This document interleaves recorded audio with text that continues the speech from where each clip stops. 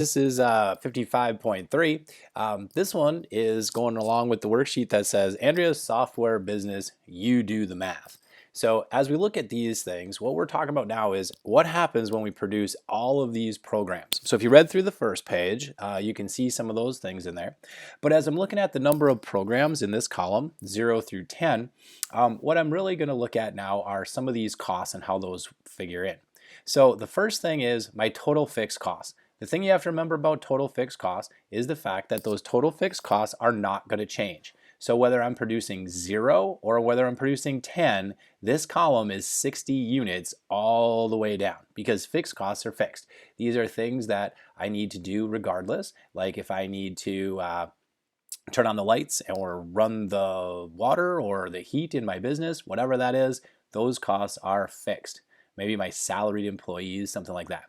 In terms of my variable costs, those are going to change. Those are my minimum wage laborers, those are my hourly workers. So those it's giving you, which is pretty nice.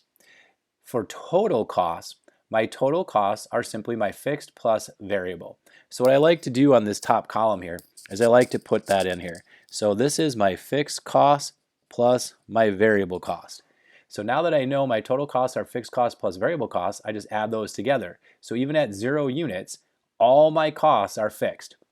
That's definitely a test question where it says, like, it'll look like there's not enough information, but in reality, all your costs at 0 are fixed. So even if you are only given like variable costs or something like that, and it asks you what your fixed costs are, or if it gives you your total costs and it asks you what your fixed costs are, just go to 0. All costs are fixed. My marginal, remember, is the change in total cost divided by the change in quantity. Because my quantity is only going up one at a time, my marginal costs are the difference. So the difference between 60 and 105 for that first unit is 45. As you look at the next one then, you can start filling in all of these things. So if I know that this number is 105 and I know that my marginal costs are 40, then I also can tell you that this box right here is 145. It's because this is the difference here between 105 and 145 is 40.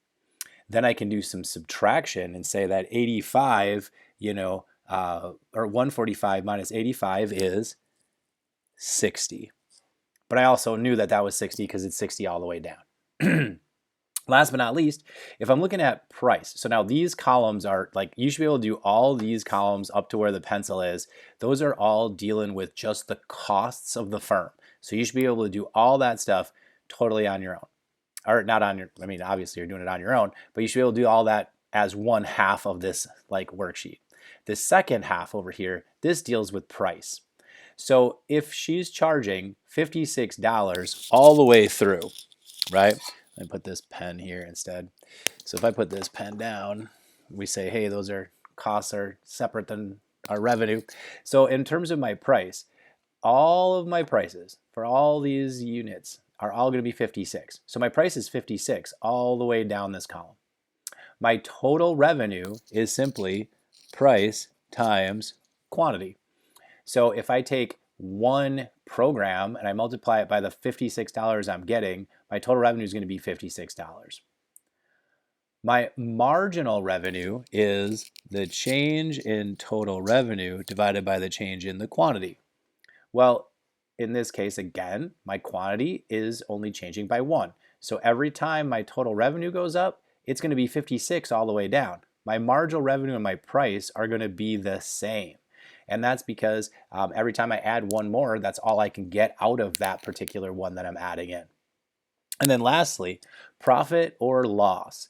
What you're going to do here is you're going to take your total revenue and you're going to subtract your total cost. So profit or loss is total revenue minus total cost. And when you look at this column, it's going to be negative for a while until you get to something, one of these numbers in here, and then you're going to see it turns positive for that Andrea here. go ahead and finish that worksheet. You can go check your answers on Google Classroom underneath the tab for Module 55. But this one, hopefully that helps you get some more explanation as to where to get your answers from. Till next time.